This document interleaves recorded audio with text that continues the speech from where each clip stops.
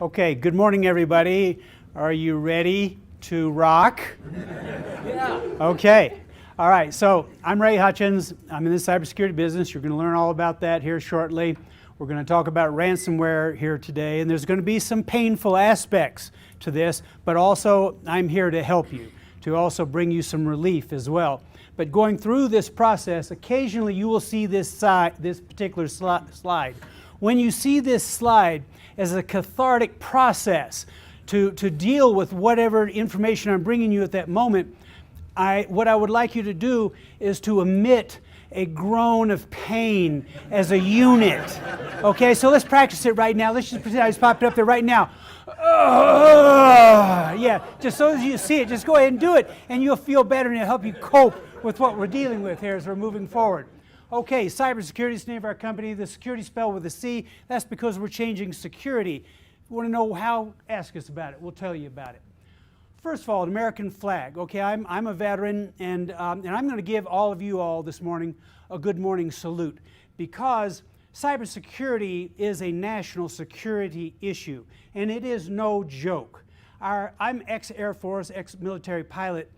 The Chinese stole our F-35 fighter. I mean, they stole it. They stole it right out from Lockheed. Why Lockheed executives are not in jail because of this, I don't know. Okay, but this is not a joke what we're up against, and you guys are on the front line. Ransomware is the scourge of planet Earth right now because it's easy to do. You can make victims out of you guys very easily, and you've got limited options. I'm going to try to give you some options and give you some tools today, but we're all in this thing together. We're all trying to protect our way of lives, and it is not a joke.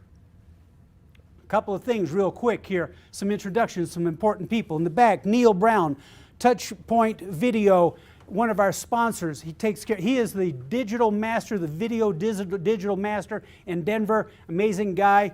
Get to know him. Dan Nelson, where are you? Dan, please stand up. Right there. Dan Nelson is an attorney. He's our cybersecurity attorney partner. He is the only attorney that in Colorado and the states around us that is CISSP, Certified Information Security System Professional, CIPP, Certified Information Privacy Professional, CEH, Certified Ethical Hacker. Those certifications, plus being an attorney, a critical element when you're putting together a complex cybersecurity strategy. Important man, talk to him, knows a lot of stuff. Mitch Tanenbaum, my broheim, my partner, my buddy, right here. He started this. Mitch, please stand up so everybody can see you. This is a great man. This is a great cybersecurity brain. You can't imagine what this guy knows. He started his career many years ago with Texas Instruments. He was the Chief Information Security Officer for Texas Instruments, put together a program that managed 10,000 engineers, did a lot of work with DOD, secret agencies, and all that kind of stuff. And I have hooked him in as my partner. Get to know this man.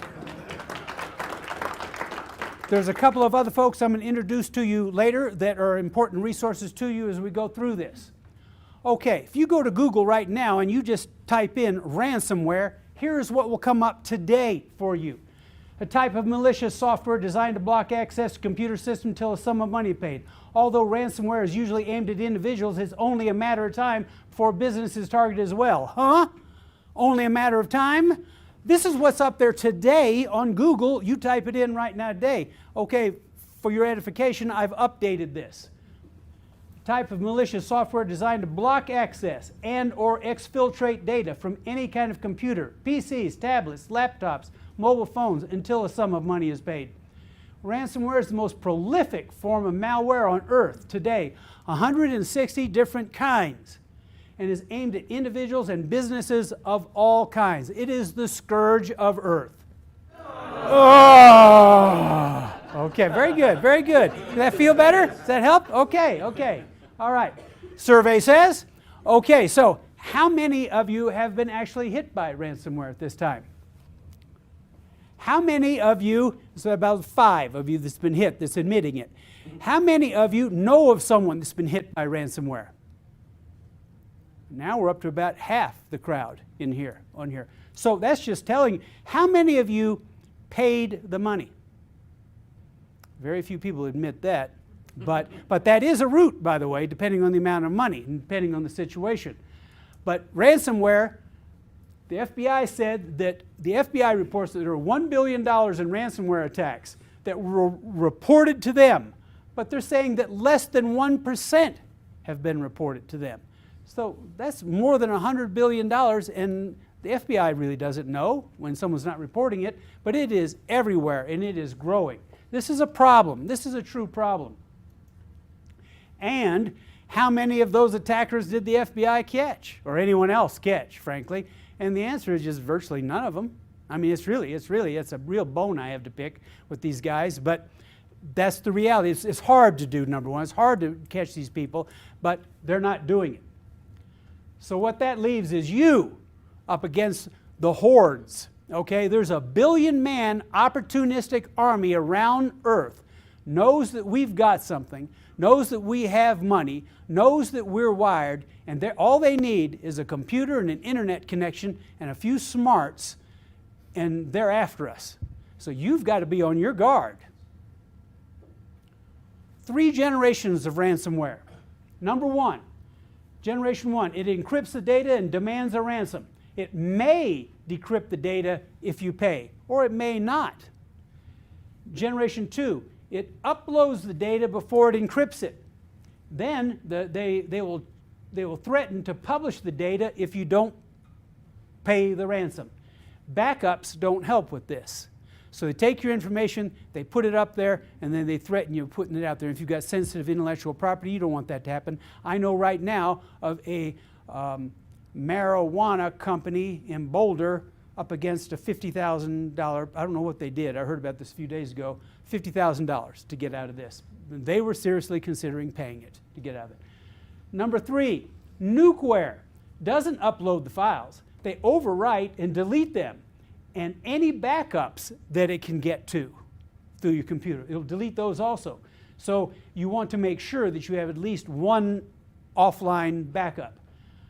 They demand money, but that file's not coming back, folks. It's gone. When you talk about an offline backup there, what are you referring to? You know, any kind of offline. You got an external hard drive sitting right there. You're backing up to it. It's offline. What about a cloud-based? Cloud-based as well. Okay, here's a new term that I just saw the other day. You know, software as a service is a business model. FAS packages sold on the dark web provide everything a newbie cybercriminal needs to run a phishing con, including templates of scams, fake web pages, access to servers, even got tech support and tutorials. So that's how easy it is for people to do this thing, okay? So it's easy to do, but hard for you to defend against. That's a problem for us. A billion-man army out there. Think about it. That helped me. That helped me just then. Okay. I'm seeing a light at the end of the tunnel, and I'm reasonably assured that it's not a train. Whoops, I think I'm doing something wrong. 2 objectives today. Reduce the likelihood that you're going to be a victim and prepare you to better minimize any damage. Okay, this little thing, an ounce of prevention is worth a pound of cure. Who came up with that axiom? Wow, highly impressed with you guys. Nice job. Okay, there he is himself. If you didn't know, I was going to tell you that was George Washington, but you guys are all over it. Very good. But that's a very, very important thing here in our strategy. Now we're going to talk about reducing the likelihood that you're going to be a victim. Okay, survey says, what are the 2 most important things you can do now to make sure that your business or you are not a victim? What is the 2 most, what do you think? Encryption was one answer. Backup. Backup, another answer. Good firewall. Good firewall, another answer. Pray. Pray, another answer. Business interruption plan. Business interruption plan. Okay, pardon? Policies. Okay, very good. Okay, here's your 2 answers. So we got one of them right. Don't click on the wrong link. Okay, and that's not as easy as it says. I mean, it's more difficult, right? And then back up, and back up, and then what does that mean? Back up. We're going to talk about that. Okay, let's talk about the first one. Okay, security awareness, okay? To defeat ransomware, you cannot be asleep at the wheel, all right? You don't want to click on the wrong link or fill out the wrong form on a website. Let's think about a few things when you see a link coming in that you're thinking about clicking on. Number one, do you really need to do it?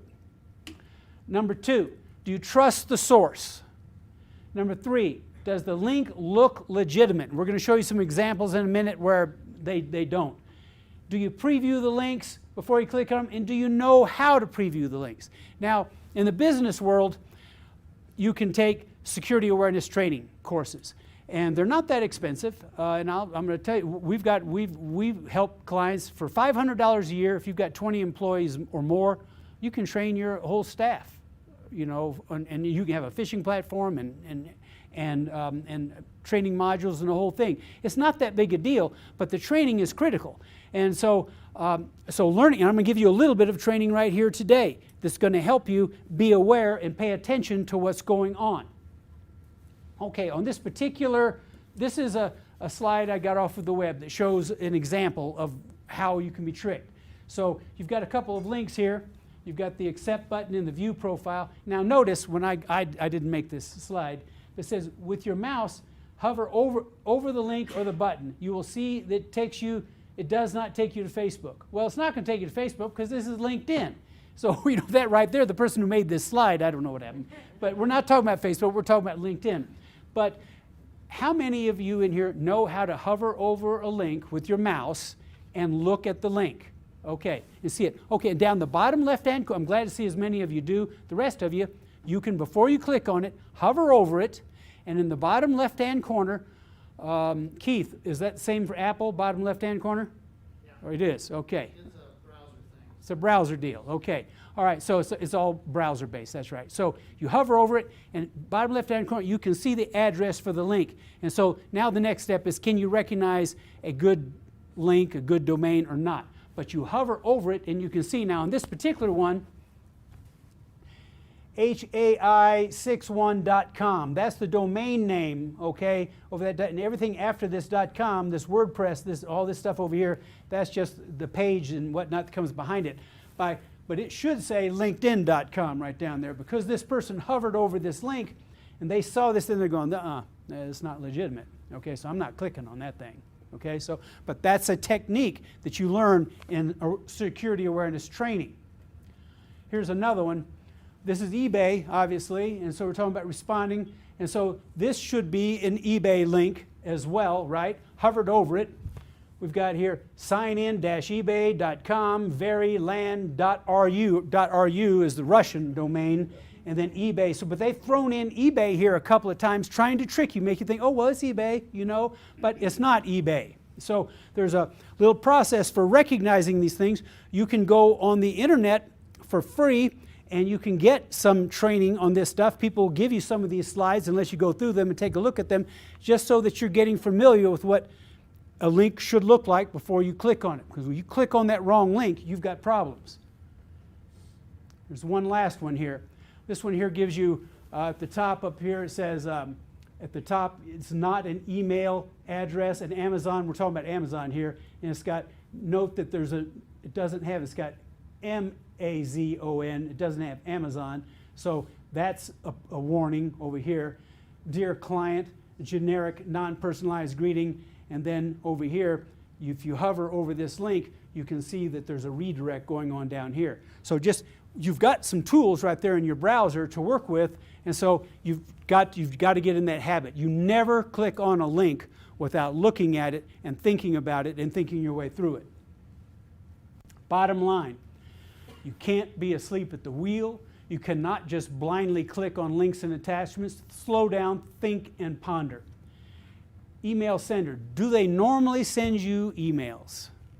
And all of a sudden you've got an email and you don't normally get. Sometimes one of the biggest phishing scams right now is people will simulate being the CEO of a company and be sending out an email, and so people are naturally going to respond to the CEO of the company. But if you're never getting an email from a CEO and all of a sudden you've got one telling you to transfer some money or do something, we want to stop and think about that for just a second, right? We know of a couple of companies right here in town that, strangely enough, both of them wire transferred out $140,000. In one case, the company looks like it might be going under as a result. But you've got to be careful with this stuff. Does the email look and sound right?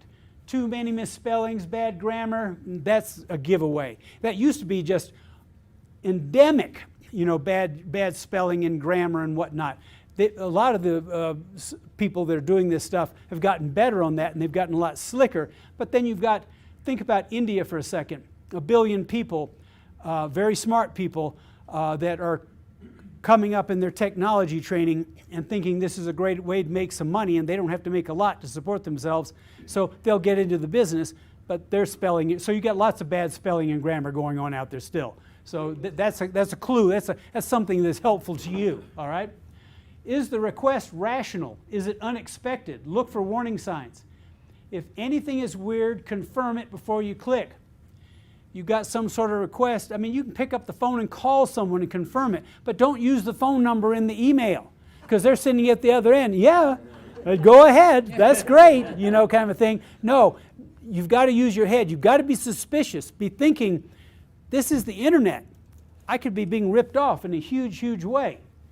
Now, I mentioned a minute ago wire transfers. Now, we could have a conversation on wire transfers all by ourselves, but we know of these incidents going on right now that I thought I'd just bring it up again, Be very, very careful about this. And then also know that cyber insurance does not cover stupid mistakes like wire transfers and whatnot, unless you've got that built into your policy, which the policies don't have automatically. But it is endemic upon you to use your technology correctly and safely. You have just got to take responsibility for that, not only for you and for your family, for your company, for your co-workers, but for your country. We are all in this thing together. The greatest transfer of wealth in the course of human history is occurring right now, and we're all part of it.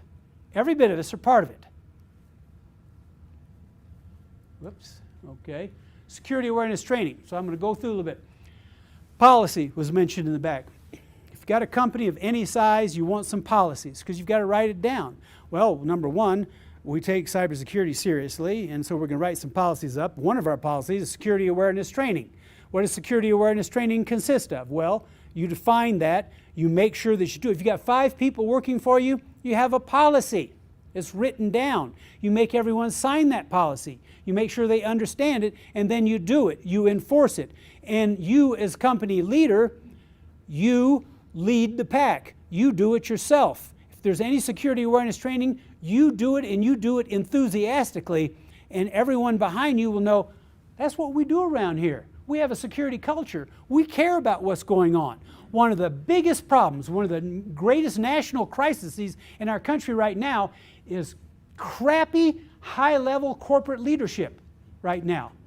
The high-level corporate leadership is not showing the leadership in cybersecurity that they should be. And because they don't show it, because they don't make it a priority, the rest of the people, hey, but you get the top, you get the people at the top driving that thing and making it a priority. Everybody else sees that that's the way we do things, and that because it's security and convenience, right? It's always a balance, security and convenience. So when when you make a point where we're going to be a little bit more inconvenient around here, but we're going to have security, and it's going to start at the top, everybody gets on board. Everyone's happy to participate with the right kind of leadership. You're the leader, lead.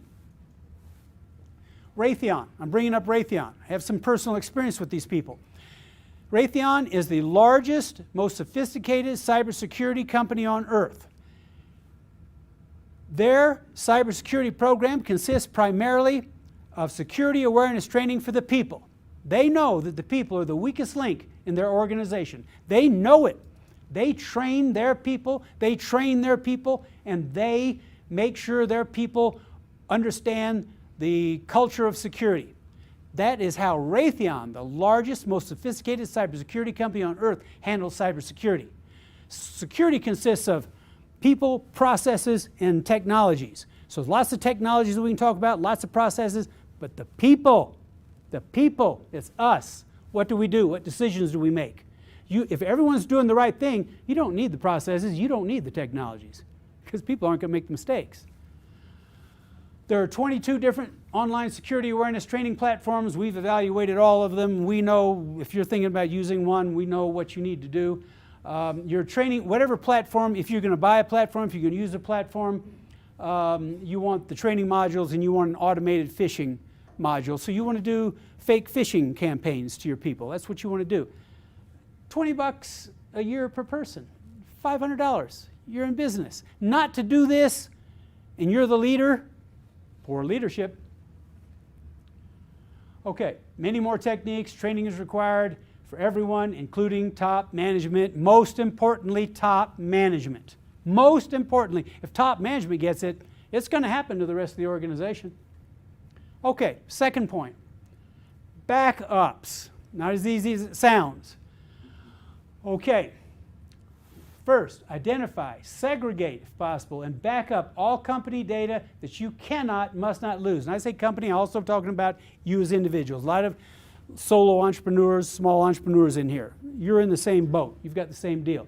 The bigger the operation, the harder it is to figure out the data and where it is. On my computer, I'm in the cybersecurity business.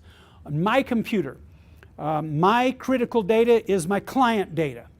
Because, I mean, you know, you want to attack my client, go through me, because I've got all the stuff on my client. So my client data is important data. My passwords are important data. And then in a secondary tier, all my other business information is important. But if you got it, big deal. Good luck to you.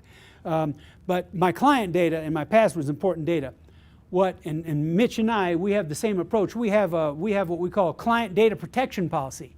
Anyone in business that's got important information that you're taking care of for your clients, you want a client data protection policy, right? So what do? What do all your people do to protect your client's data? With us, you get into our computers, there's no client data there. Our data is backed up to an external hard drive. We use Apricorn. Apricorn is a little square drive like this. It's got a little keypad on the outside. You have to physically type in the code to get it to open up and to connect to your computer.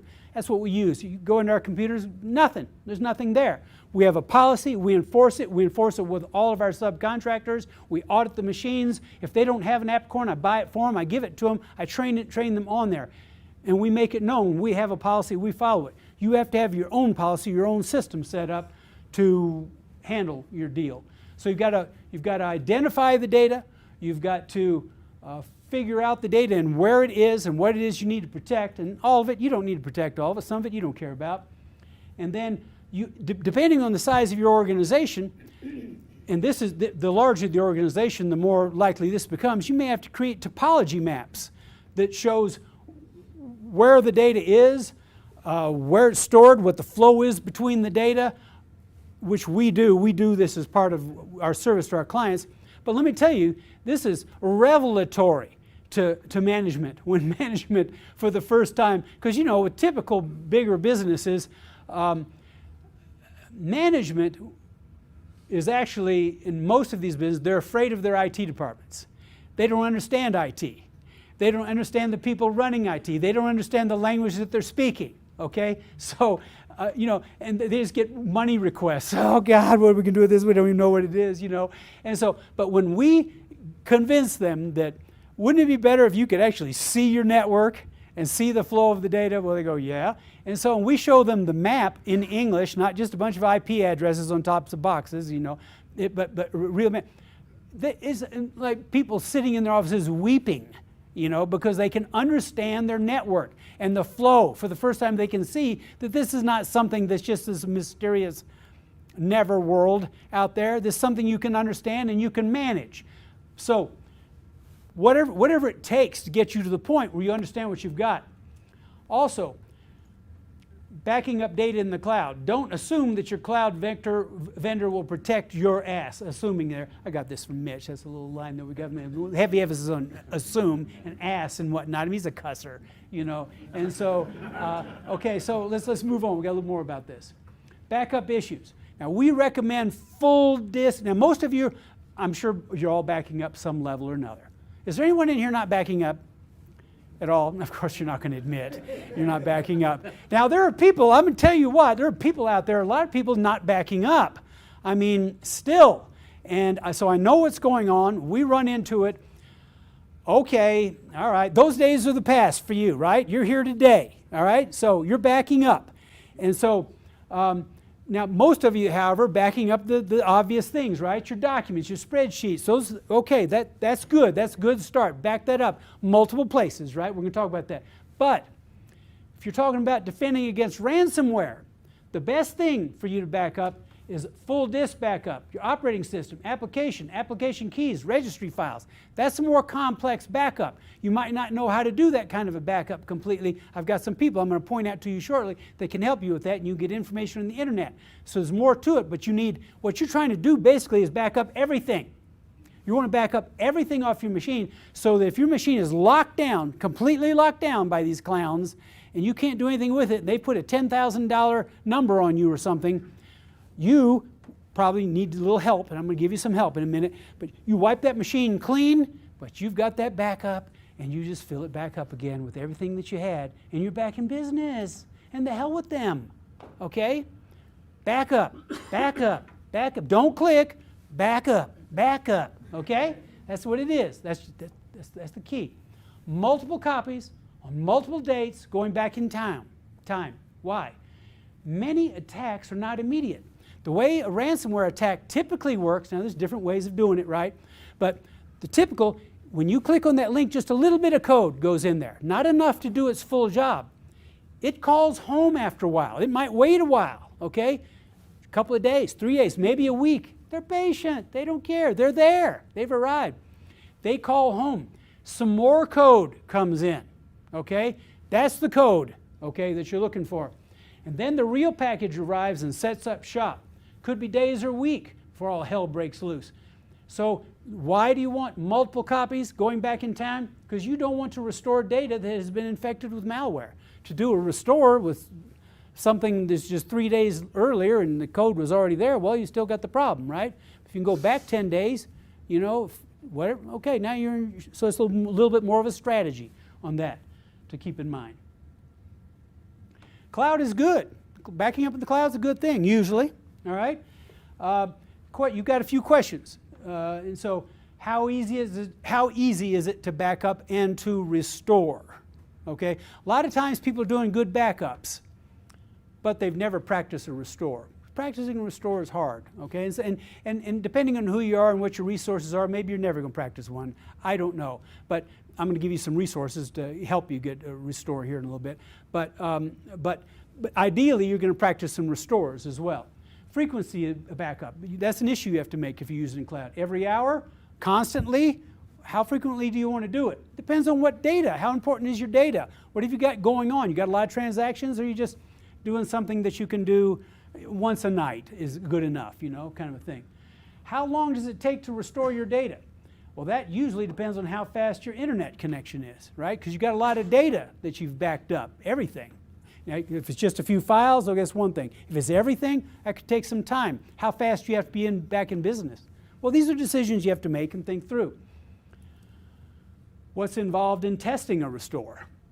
So, a note here, the downside of a cloud backup is privacy. Wherever in the cloud you're backing it up, someone else can see it. So is it sensitive? Is it not sensitive? Depends on you, right? Us, in our business, we're not interested in cloud backups. We want to control that backup, right? So we don't back up our clients' data in the cloud. But for you and what you're doing, maybe that's just perfectly fine. Don't worry, and they're very inexpensive, very easy to use. By the way, unless it's encrypted at the end, okay? I mean, unless you encrypt it for the expert, okay? There you go. Are you a professional? I asked this question. Do you have written backup policies and procedures? Do you have a written disaster recovery and business continuity policies and procedures? 99% of businesses don't. 99.99% of businesses don't, okay? And even if they do, they don't enforce them. I mean, it is a shocking situation going on in the country. A shocking situation. It's a shocking thing what you guys are doing right now. considering the threat you're up against and what it might cost you to fix the problem. But thinking about some of this stuff, if you're a business and you've got people depending on you to pay them, you've got customers depending on you, you don't want to be trying to put together an incident response plan after you have the incident, right? Because I mean, it's all elbows and, as Mitch says, assholes, okay, at that point, all right? So, I mean, it gets crazy at that point. But if you have that incident response plan and you've got a breach, someone thinks, we've got a problem, grab that book. Now, it's all not digital, right? You can't keep it all digital because you're having an IT problem. So you have a printed book in a 3-ring binder, okay, because no one can do anything with that, okay, and you open it up and you have an incident response team. You've already figured this thing out, been through it, who's going to call who's going to do what, blah, blah, blah, go right down, boom, boom, boom, boom, things happen, right? So if you, for some reason, you have to talk to the press or anything about it, it's not, you'll be a fine-tuned machine, you know, because you've got all your stuff organized at that point, all right? You've got to think through it a little bit. You've got to put a little bit, it's inconvenient, takes a little bit of time, but you can do it. It's not a big deal. We can help you. Okay, so let's go through a ransomware attack scenario. What would it be really like if this thing happened to you? What can you expect to happen if we're going to do it? Oh, yes, right. Oh, no, no. Don't even want to think about it. Okay, here we go. Well, you're going to get a screenshot like this. There's going to be your signal right there. You've been had. Your personal files are encrypted by some sort of locker, and it tells you how much time have you got to pay at that point. And it's clicking. It's clicking down. So if you go on the internet and look up ransomware screenshots, you can see a bunch of these. But of course, the one you don't want to see is the one you don't want to ever see. Whoops, what do we got here? Here's another one, same kind of a deal. And notice it says pay with Bitcoin. We'll talk about that in a second. Now, if this can happen to you, this is good news right here, right? You clicked on a link or a download, and it doesn't look or feel right. You had an expectation. I went there, I'm looking for something, and something's happening. Computer's jerking around, doing something, wrong screens are hitting up, doing something. It does not look or feel right. And I'll tell you one thing I did one time. It was a USB drive that had a video camera in it. And I thought, this is a cool thing, man. What can I do with that? I didn't know. I plugged it into a computer. It wasn't my main computer. And some stuff started happening on my computer immediately. Immediately, I jerked it out of this computer. It was a secondary computer. And I just stuck it over there, and I never touched it again. You know, kind of thing. I was like, oh. And I went, oh, Ray, of course you can't buy this kind of a thing for $4 from China. You know, what were you thinking? You know, what were you thinking? You know, of course, you fool. So anyway, but you can, if you get a sign that something's happening and it's not right, follow your intuition. Okay, so now, what do you do now? You go, oh, this isn't good, this isn't good. Turn off the machine. First thing, turn it off. Isolate it from the network. Okay, if you got an external back drive right there and it's got a LAN cable over it, unclick it.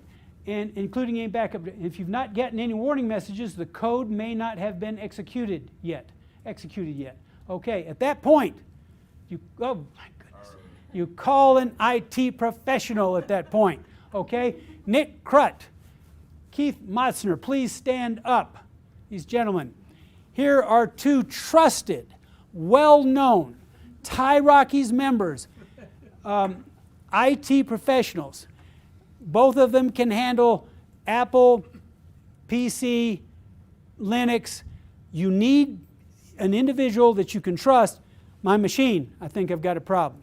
Okay, and what's your problem? They'll tell you what it is. They've got tools. They can scan your machine. They're looking for files that recently downloaded that are executable type files. They know they can figure it and then clean that off for you and test it in a safe environment for you. And then if it is infected or if there's something more, they can help you do a proper restore if you've got the backup. But you need someone at that point to help you, unless you happen to be a total pro. But you've got the resources right here in town. Keith.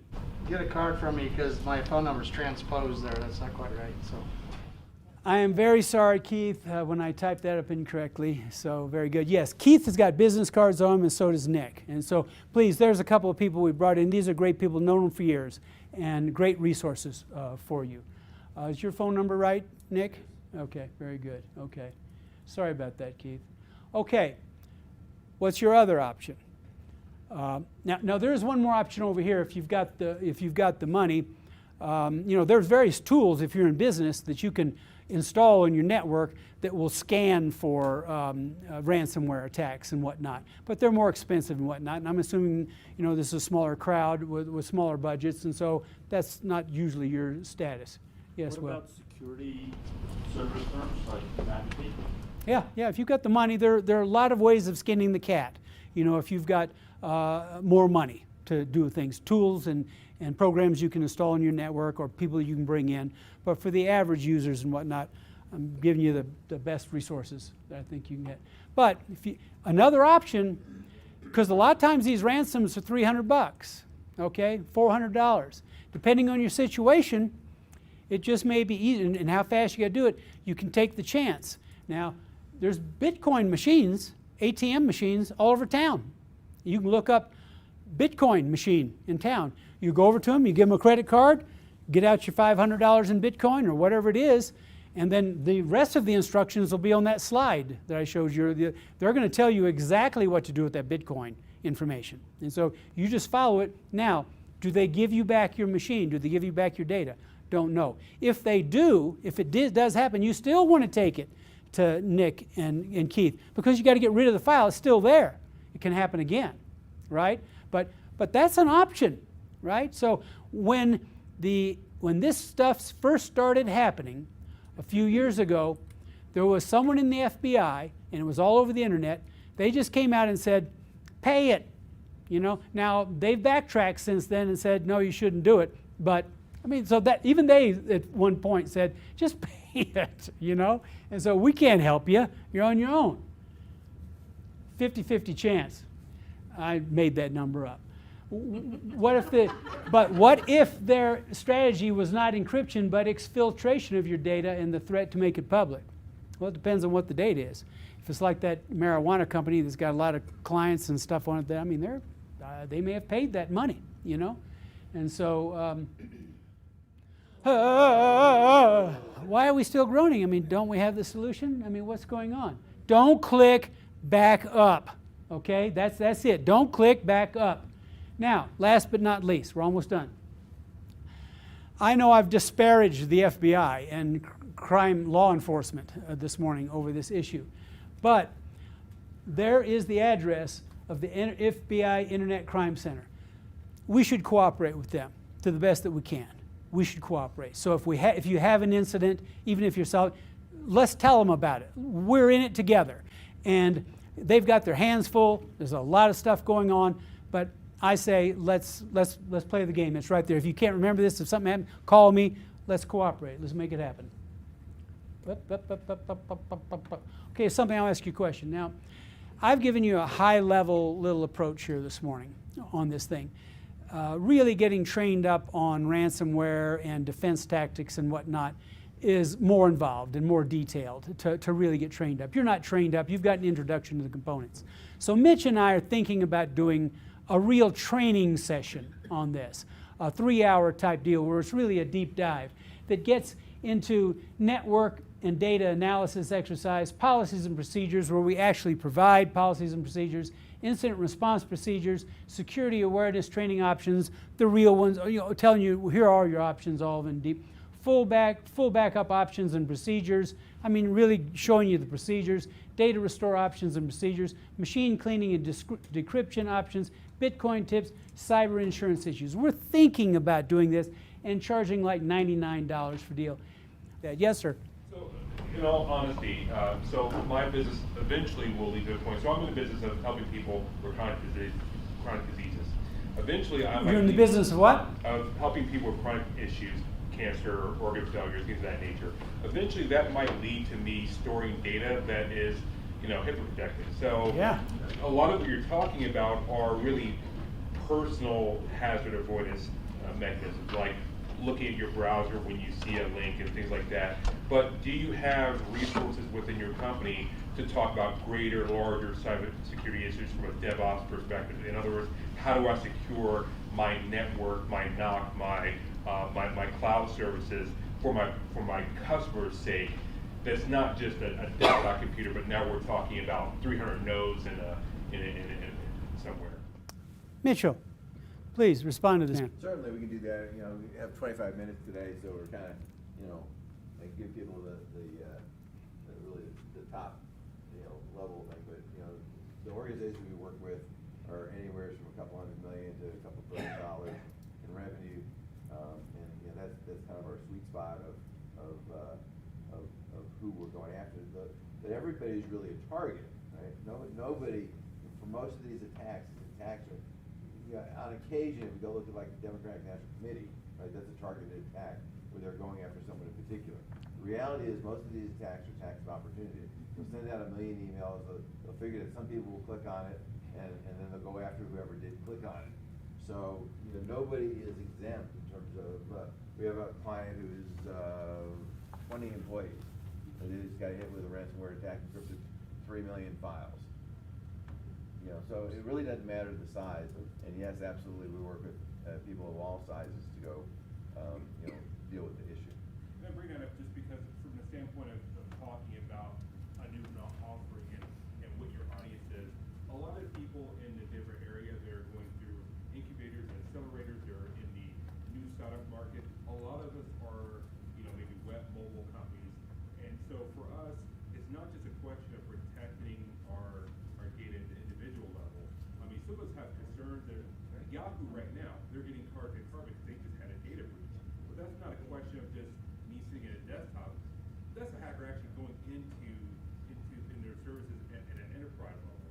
And so if you can say we have skill sets around protecting at that level, now you're talking to a different audience. Now you're talking to me. Well, we're talking to you because you're developing an application. There are two components of cybersecurity: network security, application security. You're developing an application. Security needs to be architected into your application from the get-go. Building an application is like building a building. You wouldn't build a building and not have plumbing in it, right? But people are building software applications all over the world right now, and they're leaving out the plumbing, okay? Big mistake. Very difficult to come back in later and put that plumbing in, obviously. And so you want to architect it in right now. That is one of our services. That is what we do. We help guys like you do it. And for a startup, we'll help you for free early on, give you some stuff. You got to do these things right here, right now. Don't leave this out or you're in trouble. How can you go raise money? How can you talk to an investor and say, I've got this application I'm developing, and not bring up security? You don't want that investor to say, what have you done about security? And you look at him like a deer in the headlights, you know. You're going to go, oh, up front, proactively, you're going to go, by the way, let me show you what we have done about security. We've architected in from the beginning and following, and you have a schematic, and it shows the data flow within your application and where your security points are and what you're doing. We put it in AWS. Here's how we've done it in AWS. Here's the things we've turned on in AWS. All those things are there, you know. Now the investor goes, these guys got their act together. They got their act together. So in the due diligence process, can we cut it off so that people can leave? Are you okay? No, we're not cutting. These people want to stay. These people are Americans. These people want in the national security issue right now. They've got a lot going on here. Okay, we've got to go. Okay, individual answers. Sir, we have one last question, then I must cut it off. So I just want to add two things, Ray, real quick. Okay, go ahead. Along with this, we talked about data backups. Don't forget the most common computer you've got is your phone, which is also prone to ransomware as well. So just to kind of put a bug in your ear, guys, remember, people don't think about their phones the same way. They don't do backups of their phones the same way. They think just because there's a cloud backup, it's safe. It is not. It is also prone to the same thing. The other thing is the cloud-based companies you're using for SaaS also are prone to this software as well. I mean, when we talk about people paying ransomware, police departments have paid the bill on this because it is that infectious, it is that hard to break. Your MailChimp accounts are prone to this. Your Salesforce accounts are prone to this, which means if you're not doing some sort of secondary backup on those databases of your client lists or your mail lists, you should also take that into consideration. I'll let them handle the details, but remember your phone and remember your databases on your SaaS apps. Excellent additional value for attending today's Thai Rockies meeting. Thank you for attending today. Right after us comes the Creative Connections meeting.